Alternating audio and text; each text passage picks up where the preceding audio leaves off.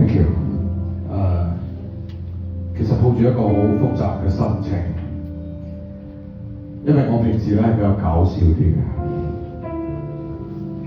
兼教講廣東話。阿 Benny 頭先講，佢睇住好多小朋友長大，而家已經變成一個中年人。我自己就係其中一個喺寂寂無名嘅時候，處境都睇到我嘅人。我記得我仲係一個寂寂無名嘅藝人嘅時候，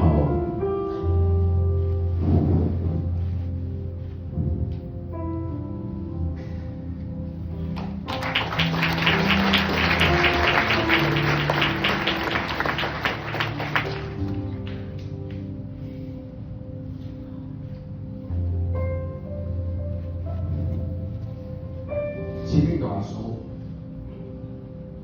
都當咗我係細。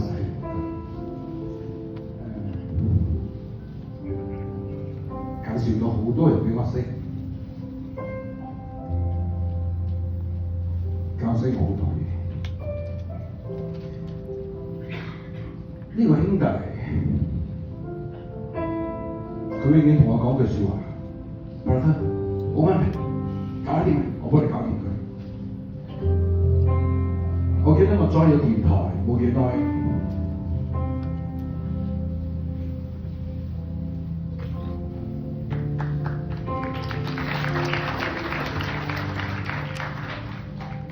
令我印象好深刻，同埋好感動嘅一件事，就係我想搞一場台慶，我揾咗阿順，我個兄弟幫手，但因為資金嘅問題，我冇嗰啲好好嘅燈。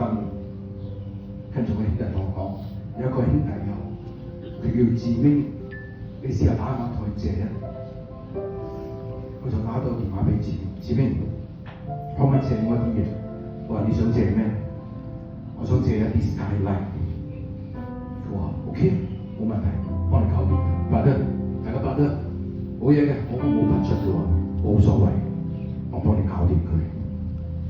跟住佢問我，你攞去邊度用？我話攞上山用。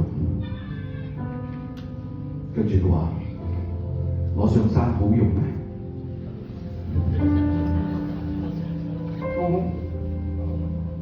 我喺山上搞我嘅台慶喎，你借我架跑車去台慶？原來佢係誤會咗，我想借你嘅 skyline。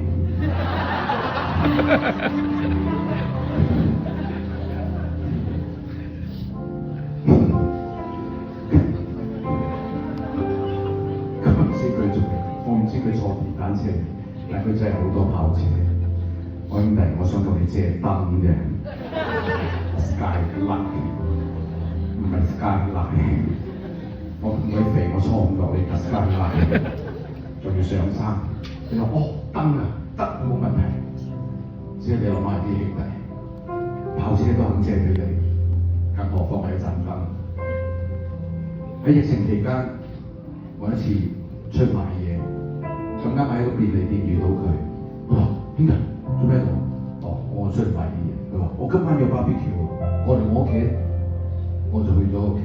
我第一次，我以前好後生嘅時候去過阿嫂同千屋企，咁後尾佢哋搬咗之後，我未去過。我去到屋企之後，我嚇咗一跳，因為佢個客廳落咗對 live band。我兄弟。冇得吹蒲啫，都唔使成隊 live band 教喺屋企嘅。佢就話唔係，因為教會所有嘅兄弟姊妹都去唔到，佢將隊 band 搬翻屋企，喺屋企做直播播俾大家睇。我聽到之後，覺得呢個人太有意思啦。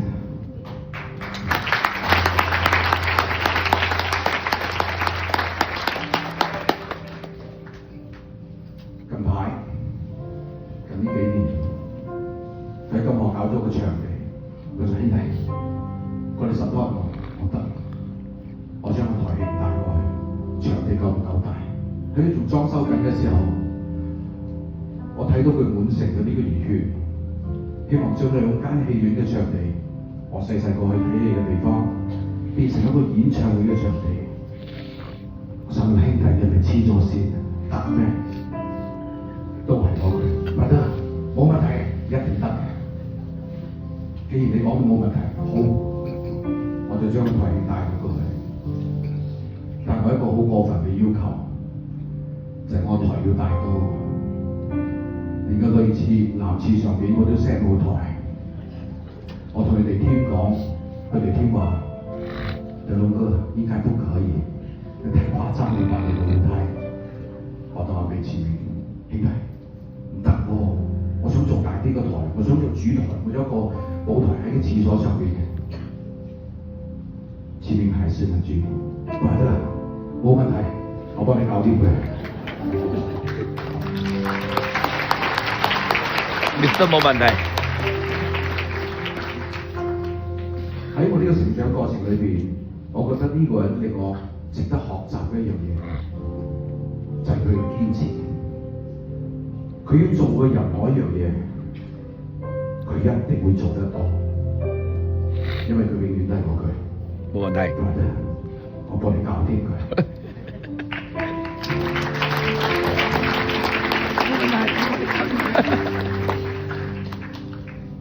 呢個就係致命嘅。係喺仔仔嘅結婚，都係同一個場地。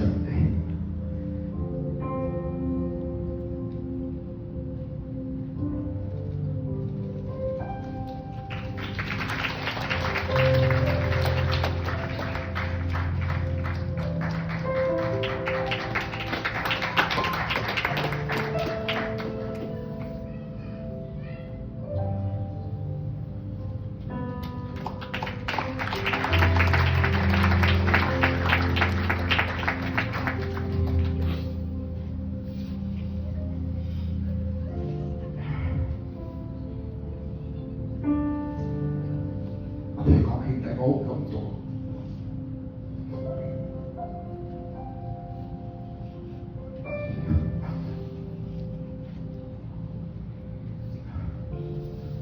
俾我睇到。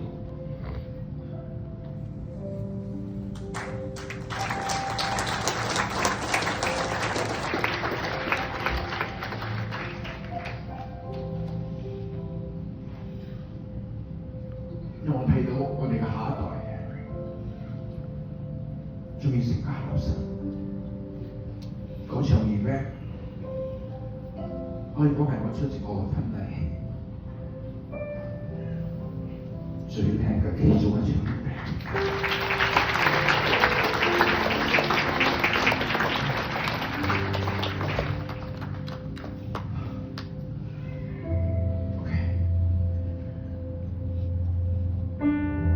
佢做任何嘢都行快我一步。佢上天堂。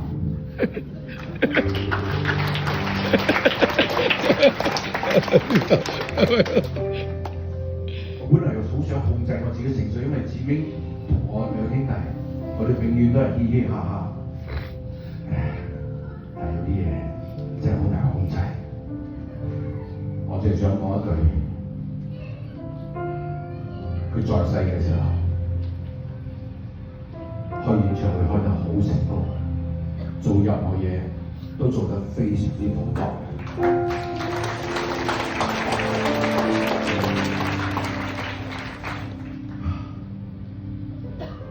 我諗應該耶穌都睇到，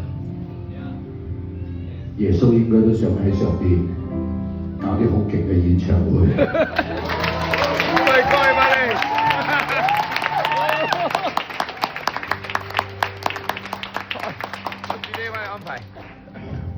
以後大家上到天堂，我哋就可以揾我兄弟搞演唱會。我哋仲有好好嘅演唱會，我相信佢都係會講呢一句，得，冇問題，我幫你搞掂。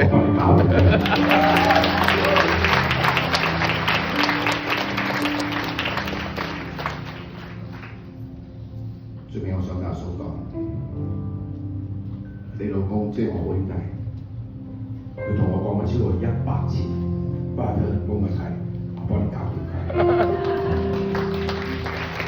我都想答信我，我而家已經大個仔，你以後有咩問題，阿嫂冇問題，我幫你搞掂。